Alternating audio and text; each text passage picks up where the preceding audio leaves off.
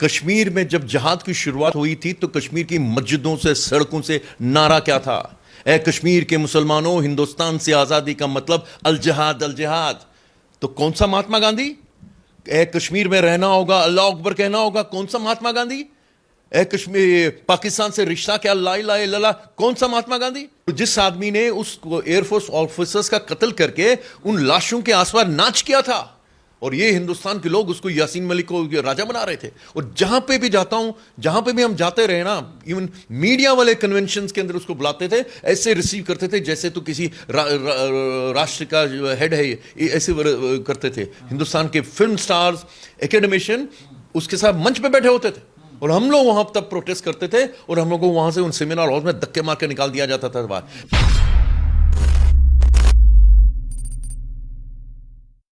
Sir, आतंकवादी यासिर मलिक को लेकर जो कोर्ट का फैसला आया, उसको लेकर हमारे देश में और पड़ोसी पाकिस्तान में मातम का माहौल है। कल पत्थरबाजी भी हुई। जिस तरीके से महबूबा मुफ्ती सामने आई, वो कह रही हैं कि ये सब करने से कोई फ़ायदा नहीं होगा, उन्होंने तो हथियार टाल ही दिए थे। अब ये जो मॉडर्न गांधी है, उसको जो फासिस्ट सरकार सजा दे रही है, इससे कुछ होने जाने वाला नहीं है, कश्मीर में माहौल नहीं बदलेगा। सबसे पहले तो मैं आपको इसका उत्तर देना चाहता हूं, जो आपने बोला कि महबूबा मुफ्ती और कई लोग बोल रहे हैं कि उसने तो हथियार डाल दिए थे, ये भी क्लेम करता। बताना चाहता हूं, ये हथियार नहीं डाले गए थे। जम्मू कश्मीर लिबरेशन फ्रंट, पहले तो उसका नाम जम्मू कश्मीर लिबरेशन फ्रंट इसलिए रखा गया था आईएसआई ने, पाकिस्तान के आईएसआई ने, जब उन्होंने कश्मीर जिहाद की शुरुआत की थी कश्मीर के अंदर, इसलिए ताकि हिंदुस्तान के जो लेफ्ट लिबरल सेक्युलर लोगों का इनको समर्थन मिले, इसलिए अंग्रेजी का नाम रखा, जबकि वो वहां पे जिहाद की शुरुआत की थी उन्होंने। दूसरी बात, जब ये कहते हैं कि उसने हथियार छोड़ दिया, हथियार नहीं छोड़े थे। हिंदुस्तान के सुरक्षा बलों ने जम्मू कश्मीर लिबरेशन फ्रंट के जो जितने भी वहां पे जिहादी थे उनको लगभग खत्म कर दिया था, और जो लोग बचे थे उनको हिजबुल मुजाहिदीन ने खत्म किया था। क्योंकि आईएसआई की ये एक स्कीम होती है, जिस जहादी ग्रुप या जहादी का काम पूरा हो जाए तो उसको खत्म कर दो, उससे ज्यादा खतरनाक ग्रुप फिर उसको लॉन्च करते हैं। तो हिजबुल मुजाहिदीन ने जम्मू कश्मीर लिबरेशन फ्रंट के जहादियों को खत्म किया था, जिसमें लगभग कोई बचे ही नहीं थे। या तो उन्होंने हिजबुल मुजाहिदीन ज्वाइन कर लिया, नहीं तो वो मार दिए गए। और ये एक वाहिद जहादी बच गया था जिसको मैं माइसुमा वॉरलॉर्ड, जैसे अफगानिस्तान में वॉरलॉर्ड होते हैं ना को इलाके के, ट्राइब्स के, वैसा था ये। लेकिन हिंदुस्तान के लोगों ने इसको, हिंदुस्तान के बुद्धिजीवी ने इसको एक पॉलिटिकल मेकओवर दिया। अब जैसे जहां तक बात आती है कि उसको पाकिस्तान के अंदर मातम हो रहा है या कश्मीर के अंदर मातम हो रहा है, हमको समझना पड़ेगा। क्योंकि जैसे मैं बार बार बोलता हूं, कश्मीर जहाद सिर्फ कश्मीर के बारे में बात नहीं है। कश्मीर जहाद उसी 1000 साल पहले जो गजवाए हिंद की लड़ाई शुरू की थी मोहम्मद बिन कासिम ने, जब उसने सिंध पे कब्जा किया था, ये उसी की कंटिन्यूटी है। हिंदुओं का नरसंहार 1000 साल पहले शुरू हुआ था। दुनिया में जो लोग नरसंहार के ऊपर शोध करते हैं, पढ़ते हैं, लिखते हैं, बोलते हैं, वो कहते हैं कि दुनिया में सबसे लंबा चलने वाला नरसंहार हिंदुओं का नरसंहार है, जिसका हिंदू भी ध्यान नहीं लेते, संज्ञान नहीं लेते। इसीलिए कश्मीर में कश्मीरी हिंदू का नरसंहार होता तो हिंदुस्तान लोग चुप थे। और पाकिस्तान के अंदर हिंदू और सिखों का नरसंहार पिछले 70 साल से हो रहा है। 25% थे पाकिस्तान के अंदर, नेहरू एंड कांग्रेस ने उन जहादी पाकिस्तानियों के हवाले करके छोड़ दिया था वहां पे। आज की तारीख में 2% रह गए हैं। हर दिन 10 साल, 12 साल, 11 साल की लड़की, हिंदू लड़की को उठा के ले जाते हैं, दूसरे दिन मुल्ला के सामने लाते हैं, बोलते हैं मुसलमान बन गई है। और हमारे यहाँ पे जून तक नहीं रहती हिंदुओं के दिल के ऊपर। तो इसलिए ये मानना कि ये सिर्फ एक व्यक्तिगत है जो ये यासीन मलिक, क्योंकि ये कश्मीर जहाद की लड़ाई कश्मीर तक सीमित नहीं है, उनको दिल्ली के लाल किले पे नजर है, बार बार बताता रहा हूं मैं। और जो पाकिस्तान बना था 1947 में, टू नेशन थ्योरी के आधार पे कि हिंदू और मुसलमान इकट्ठे नहीं रह सकते, जब 14 अगस्त 1947 को हिंदुस्तान में पैदा हुए लाखों हिंदुस्तानियों ने इस्लाम के नाम पे, जिन्ना की टू नेशन थ्योरी के नाम पे पाकिस्तान बनाया था, वो उस गजवाए हिंद की लड़ाई की बहुत बड़ी जीत थी, जो हिंदुस्तान का इस्लाम के नाम पे बंटवारा हुआ। अब उनको लग रहा था कि कश्मीर एक लटकता हुआ फल है, फला इसको टारगेट करते हैं, और हम उसके बाद इनकी दिल्ली तक नजर जानी थी। लेकिन ये जो जेकेएलएफ के बारे में जो बड़ा प्रचार हुआ दिल्ली के अंदर, मुझे मालूम है, हम लोग जिस ऑडिटोरियम में आप जाओ दिल्ली के, वहां पे यासीन मलिक बैठा होता था। हिंदुस्तान के नामी जाने बहुत पॉपुलर प्रचलित जज, प्रोफेसर्स, वो उसको यासीन बेटा करके बात करते थे।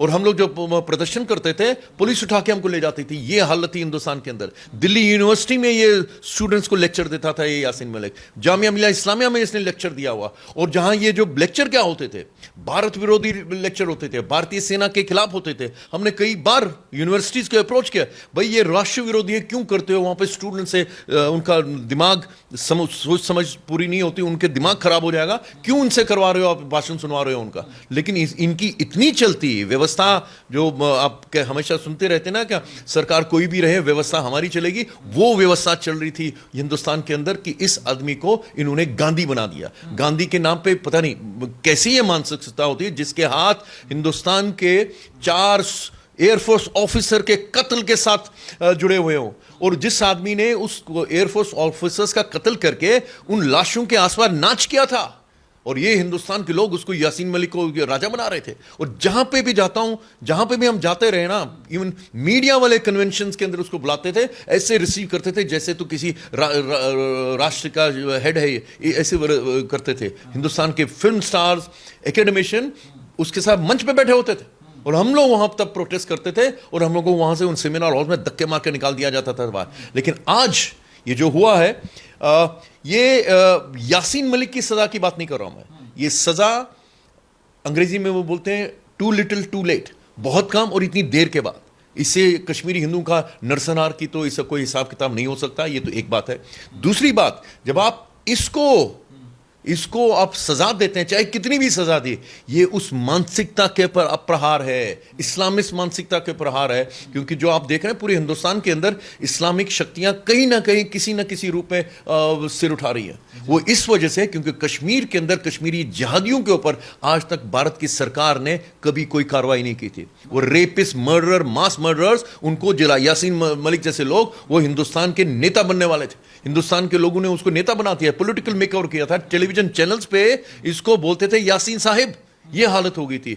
अब उनको पहली बार पता चला कि हिंदुस्तान के अंदर बदलाव आया। और ये मैं बार बार बता रहा हूं, ये 2014 वाला हिंदुस्तान नहीं है, 1990 वाला हिंदुस्तान नहीं है, 1947 वाला हिंदुस्तान नहीं है, 1940 और 1920 वाला हिंदुस्तान नहीं है। ये 2019 के बाद वाला हिंदुस्तान है।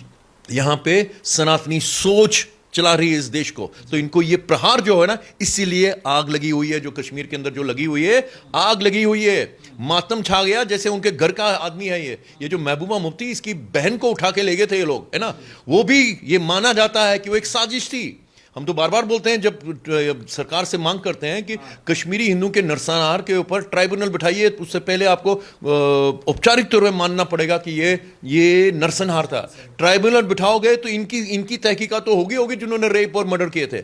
उनकी भी तहकीकात होगी जो 19 जनवरी 1990 की रात को श्रीनगर में सरकार चला रहे थे। जैसे वो कायर बुज़दिल फारूक अब्दुल्ला भाग गया था, उस रात को भाग गया था सरकार छोड़ के, और हम हिंदुओं को वहां पे जहादी JKLF जहादियों के AK-47 राइफल लेके गलियों में ढूंढ रहे थे हिंदुओं को, वो उनके हवाले छोड़ के गया था। और तब जो हमारा मुख्यमंत्री, गृह मंत्री, हिंदुस्तान का पहला मुसलमान गृह मंत्री मुफ्ती मोहम्मद सैयद, अपनी बेटी को छुड़ाने के लिए उसने खतरनाक दरिंदे जहादियों को छोड़ दिया।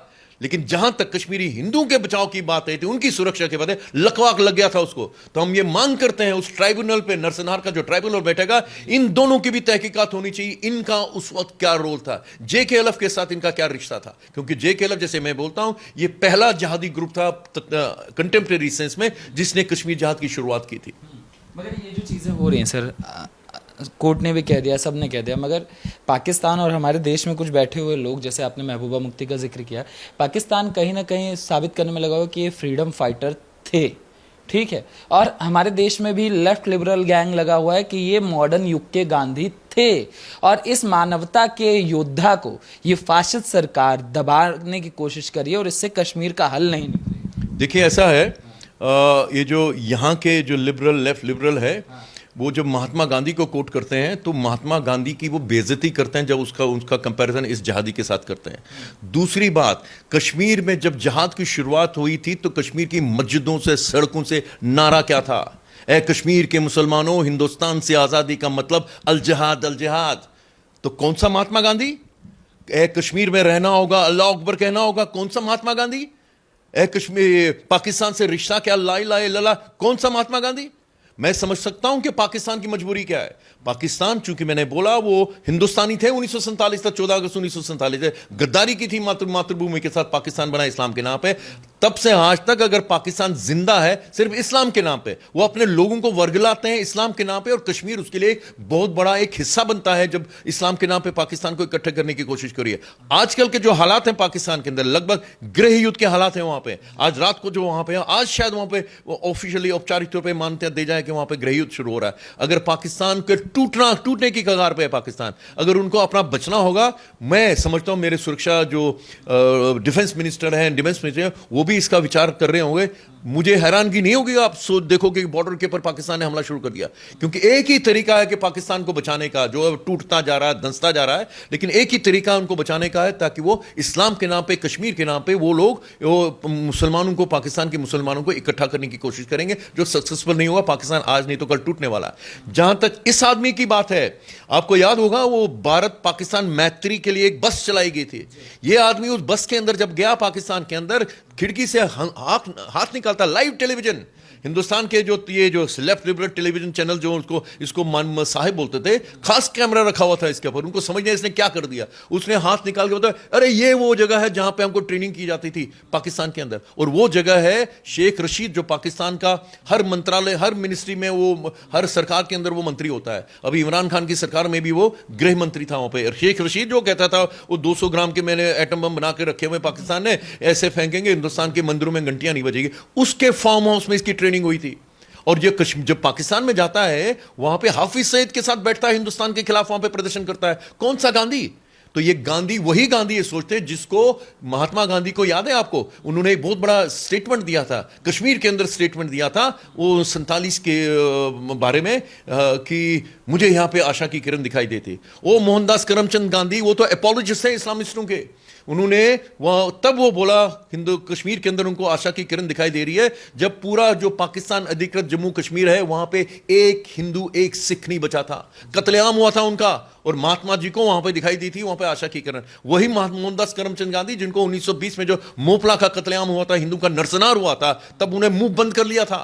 एनी बेसेंट, उन्होंने डांट के फटकार लगाई थी मोहनदास करमचंद गांधी को, तुमको दिख नहीं रहा है गर्भवती महिलाओं के बच्चे निकाल के काट रहे हैं बाहर, तुमको दिख नहीं रहा कि वहां पे क्या हो रहा है? तो मोहनदास करमचंद गांधी 1946 में भी चुप थे, जब नोखाली में जिन्ना के रजाकार जो उनके जो नेशनल गार्ड से हिंदुओं का कत्लेआम कर रहे थे कलकत्ता में। कलकत्ता की सड़कों पे हफ्तों तक हिंदुओं की लाशों को गिद्ध खा रहे थे, और मोहनदास करमचंद गांधी चुप। और ये हाल 47 में हुआ, हिंदुओं की लाशों में पाकिस्तान बना, और ये कह रहे थे कि मैं मौन व्रत रख, ये सत्याग्रह पे बैठूंगा, खाना नहीं खाऊंगा, पाकिस्तान नहीं बनने दूंगा, मेरी लाश पे पाकिस्तान बनेगा। पाकिस्तान भी बना, और उसके बाद वो क्या करने वाले थे? पाकिस्तान, पूर्वी पाकिस्तान और पश्चिमी पाकिस्तान को जोड़ने के लिए हिंदुस्तान की बीच में छाती के ऊपर काट के एक सड़क बना रहे थे। तो ये एक तो ये तो मेरी मान्यता है, हम मानते हैं कि मोहनदास करमचंद गांधी को महात्मा नहीं थे, एक पॉलिटिशियन थे, और जो इस्लामिस्टों का, मुसलमानों का समर्थन करते थे, चाहे वो खिलाफत मूवमेंट हो, खिलाफत मूवमेंट के नाम पे उन्होंने हिंदुस्तान के मुसलमानों को एकत्रित किया, जो बाद में जिन्ना ने हाईजैक किया और 47 में हिंदुस्तान का बंटवारा हुआ। तो ये गांधी के साथ कंपैरिजन जो ये कर रहे हैं, वो इस हिसाब से करें कि महात्मा गांधी जो है शांति प्रिय थे वगैरह वगैरह वगैरह, लेकिन ये महात्मा गांधी तो बिल्कुल नहीं था उस हिसाब से। महात्मा गांधी मुसलमानों का समर्थन करते थे, ये सही बात है, लेकिन महात्मा गांधी ने हथियार नहीं उठाए थे। महात्मा, ये लोग तो हथियारों के, आपको क्या बताऊं, सरला भट्ट एक नर्स थी मेडिकल इंस्टीट्यूट में, वहां पे उसको उन्होंने सामूहिक बलात्कार करके कत्ल किया। उसके शरीर के ऊपर सिगरेट से, जलते हुए सिगरेट से JKL पूरे शरीर के ऊपर लग दिया, और उसका शरीर जो है, उसका डेड बॉडी सड़क के ऊपर फेंक दी। ये लोग जाहिल लोग हैं, ये लोग जाहिल लोग हैं, या इनको तो तहकीकात में ये भी पता लगना चाहिए इसका क्या, जैसे मैंने बताया अब्दुल्लास का क्या रोल है इनके साथ, एसोसिएशन का क्या है, मुफ्तीज का क्या है, क्योंकि इनका भी इसके साथ वही रिश्ता है, तेरा मेरा रिश्ता क्या, ला इलाहा इल्लल्लाह, जो उनका रिश्ता पाकिस्तान के साथ है, पाकिस्तान से रिश्ता क्या, ला इलाहा इल्लल्लाह। ये तो स्टूज है पाकिस्तान का। पाकिस्तान वाले तो बोलते हैं हमारा, उनको दामाद है, उन्होंने अपनी बेटी दी है उसको। तो ये कहना कि ये पाकिस्तान परस्ती का है, वो तो साबूत है, तो खुद बोलता है कि मैंने पाकिस्तान के अंदर किस कैंप के अंदर ट्रेनिंग की, और जवान कश्मीर के आम गरीब मुसलमानों के बच्चों के कान में जहर ओल दिया उन्होंने जिहाद का, और ये हम भुगत रहे, ये बार बार बता रहा हूं, ये व्यक्तिगत प्रॉब्लम नहीं है। 20 साल 25 साल पहले तो खत्म हो गया था जम्मू कश्मीर लिबरेशन पर, लेकिन जिस तरह से उन्होंने जो बीज डाला जहाद का वहां पे, उसके जो चल रहा है आज तक हिंदू का नरसंहार चल रहा है, अभी भी राष्ट्रभक्त मुसलमानों को वहां पे मारा जा रहा है। तो ये इसकी वजह से, इसके और इसके जैसे और लोग जिन्होंने जिहाद की जो है वहां पे कंटेम्परेरी सेंस में कश्मीर में जिहाद की शुरुआत की पाकिस्तान के नाम पे। ये सारी चीज़ें होती रही, सब चीज़ पुरानी सरकारों को ये चीज़ें पता भी थी, मगर आज से आप पहले देखिए, 2014 से पहले आप तस्वीरें देखिए तो आतंकवादी भी नहीं बोला जाता था, यूथ लीडर। जिस तरीके से तस्वीरें मनमोहन सिंह के साथ दिखी और जिस तरीके से लोग पेश आते थे, और ये कहा जाता था कि अगर कश्मीर में विकास चाहिए और अगर कश्मीर के मुद्दे को हल करना है तो इसका एक ही इलाज है, यासीन मलिक, यूथ लीडर यासीन मलिक। और पीओके में किस तरीके से स्वागत हुआ था सबने देखा है, तस्वीरें टीवी पे थी। तो क्यों उस समय सरकारी और उस समय की जो सरकारी संस्थान थी यूथ लीडर बनाने की कोशिश करी थी यासीन मलिक को, एक आतंकवादी? देखिए, मैंने कहा ना कि बहुत अरसे तक सक्सेसिव गवर्नमेंट्स, पार्टियों को छोड़ दीजिए, सब पार्टियों की एक ही कि हिंदुस्तान को कश्मीर के ऊपर कंप्रोमाइज करना पड़ेगा, पाकिस्तान के सामने झुकना पड़ेगा। दिल्ली के अंदर हर ऑडिटोरियम में, जब मैं बता रहा हूं सेमिनार्स होते थे, उसमें यह चर्चा नहीं होती थी कि हिंदुस्तान को झुकना चाहिए कि नहीं झुकना चाहिए। उस पर यह तो मान के चलते थे कि हिंदुस्तान को झुकना ही है। चर्चा और विमर्श इस बात पे होता था कि हिंदुस्तान को कितना झुकाया जा सकता है, जहां पे ये जहादी भी बैठा होता था और जहादी भी बैठे होते थे, बहुत बार तो पाकिस्तानी भी वो बैठे होते थे, हिंदुस्तान के मंच पे बैठ के हिंदुस्तान को बोलते थे कि तुमको झुकना पड़ेगा। लेकिन ये सक्सेसिव गवर्नमेंट्स करती रही हैं, बहुत सारी सरकारें करती हैं। यहां तो मैं बोल रहा हूं 2014 में जब नरेंद्र मोदी आए, उन्होंने भी वही ट्रेडिशन कायम रखने की कोशिश की जब वो पाकिस्तान गए थे उसके यहाँ पे शादी पे शामिल होने के लिए, ठीक है। लेकिन ये 2019 के बाद का नरेंद्र मोदी की सरकार है, ये 5 अगस्त 2019 की बाद की जो है, जो सनातन सोच, जो व्यवस्था जो हिंदुस्तान को चला रही, यहां पे एक समझौता नहीं होगा ये। और इसीलिए उनको आग भी लगी हुई है पाकिस्तान के अंदर, जो है जितना ये हिंदुओं के ऊपर यहां पे प्रोपेगेंडा होता है, जो दुनिया भर में इमरान खान चाहे वो प्रोपेगेंडा, इमरान खान जब यूएनओ में जाता है तो कहां से प्रोपेगेंडा का मसाला लेके जाता है? वो हिंदुस्तान के बुद्धिजीवियों को कोट करता है, राहुल गांधी को कोट करता है, जो उसने वहां पे वो पत्र दिया था यूनाइटेड नेशन में। तो हिंदुस्तान के जो ये हारे हुए टूटे हुए जो ये सेकुलरवादी पॉलिटिशियंस हैं, उनको मालूम है वो नरेंद्र मोदी को हरा नहीं सकते, ठीक है। तो ये प्रोपेगेंडा करके हिंदुस्तान के हिंदुओं से नफरत करके, नरेंद्र मोदी से नफरत करते, वो इस मुकाम पे पहुंचे कि वो हिंदुस्तान से नफरत करने लगे। पाकिस्तान को तो मौका मिलता है, वो तो करेगा ही करेगा। हर जगह पे हिंदुओं का वहां पे बदनाम किया जाता है, भारत को बदनाम किया जाता है वहां पे। तो ये उनकी पाकिस्तान की तो फ्रस्ट्रेशन है, पाकिस्तान की फ्रस्ट्रेशन है, लेकिन हिंदुस्तान के अंदर जो इस्लामवाद सिर उठा रहा है, ये खतरे की घंटी है, इसको आपको मानना पड़ेगा। देखिए, छोटा सा बच्चा अभी केरल के अंदर पीएफआई की जगह क्या नारे लगा रहा था, वो कितनी नफरत भरी है, हिंदुओं को बोल रहा है कि अपने अंतिम संस्कार का जो सामग्री है वो इकट्ठा करके रखो। उस बच्चे के अंदर इसको बताया, तो ये बच्चा जब बड़ा होगा तो यासीन मलिक से भी बदतर जहादी बनेगा। ये उसामा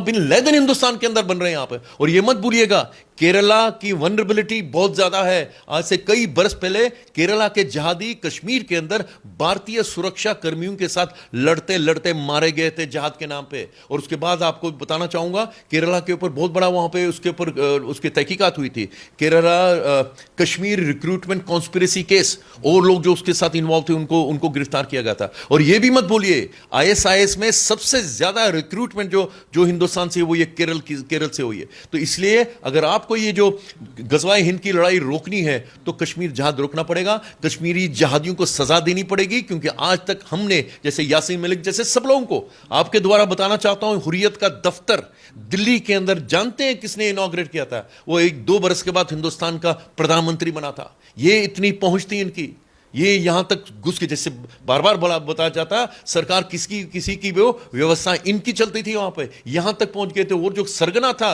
हुर्रियत का, सैयद गिलानी ना, हमें तो खेद है कि वो कुदरती मौत मरा। और हमें ये भी लग रहा है कि इस आदमी को ये हिंदुस्तान के एक्सचेकर के नाम पे ये खाना खाएगा और ये भी कुदरती मौत मरेगा। उनको तो जेल में सड़ सड़ के मरना चाहिए, उनको फांसी के ऊपर फंदे के ऊपर चढ़ना चाहिए। तो उन लोगों को भी वो सैयद जो कश्मीर के जो हुर्रियत वाले थे, हर मंच के ऊपर जिनाब करके उनको एड्रेस किया जाता था। तो ये व्यवस्था तोड़नी पड़ेगी अगर हिंदुस्तान को बचना है, सनातनी समाज को बचना है, तो कश्मीर जिहाद को रोकना पड़ेगा, कश्मीरी जिहादियों को फांसी के फंदे तक पहुंचना पड़ेगा। और इस यासीन मलिक को मुझे विश्वास है, मुझे जुडिशरी पे विश्वास है कि एक न एक दिन वो संज्ञान लेगी जो हिंदुओं के साथ हुआ, नरसंहार हुआ। अब देखो बताना चाहता हूं, अभी वो जो बुचर ऑफ कश्मीरी हिंदू जिसको बोलते हैं बिटा कराटे, फारूक अहमद डार, बहुत न्यूज में आ गया, एक दो दिन बड़ी चर्चाएं हुई, उसकी जी ट्रायल शुरू हो गया। आपको मालूम है उसके बाद 2 ट्रायल्स हुई है, अबेंडन की गई, क्योंकि जो उस परिवार का जो काउंसिल है, जो विक्टिम का परिवार है, वो श्रीनगर एयरपोर्ट पे पहुंचता है, वहां की लोकल एडमिनिस्ट्रेशन उसको सुरक्षा नहीं दे रही है, वो एयरपोर्ट से वापस आता है। ये हालत है। तो जब हम बोलते हैं ना 370 और 35 से, मुझे बीजेपी के प्रवक्ताओं को बोलना पड़ता है, भैया 70 साल बीमारी पुरानी है, एकदम खत्म नहीं होगी। 370 और 35 से हटाने आपने 5 अगस्त 2019 को वो इस्लामो फैशिस्टिक मानसिकता, वो व्यवस्था जो कश्मीर में पिछले 70 साल से फल फूल रही थी, उसको तोड़ने की प्रक्रिया शुरू होती है।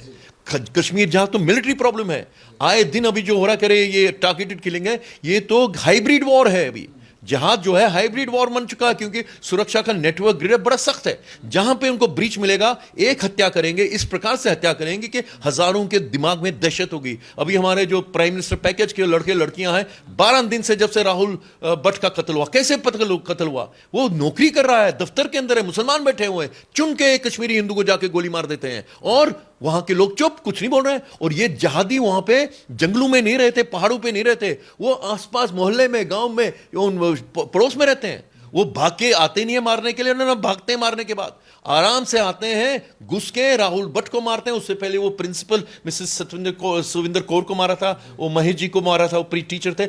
मुसलमानों को अलग किया, आईडी कार्ड देके स्कूल के अंदर घुसते हैं। मुसलमानों को अलग किया, हिंदू और सिख 2 थे, उनको बाहर कर दिया, मार दिया उनको। और फिर वो चलते चलते आराम के साथ अंदर आए स्कूल के अंदर, वो चलते चलते बाहर आराम से निकले, एक घर से निकले थे, दूसरे घर में घुस गए। तो वहां का जो समाज है, वहां सिविल सोसाइटी नहीं है, वहां का जो समाज है बिल्कुल इस्लामीकरण हो चुका है उस समाज का। हर घर के अंदर जहादी है वहां पे। अभी ये अमरीन का कल कत्ल हुआ है, क्या दोष था? वो दोष उसका था कि वो गायक कलाकार थी। और आज मुझे बड़ा खेद से देख रहा हूं मैं, कश्मीर की हालत क्या हो गई है। एक लड़की मेरे साथ डिबेट के ऊपर थी, यंग लड़की, कहती हाँ देखिए हमारे कुरान में तो लिखा हुआ है कि कश्मीर की मुसलमान लड़की, क्योंकि हमारे कुरान में तो लिखा गाना बजाना बंद है, कि गलत हुआ लेकिन गाना बजाना बंद किया। ये है कश्मीर तालिबानाइज हुआ है।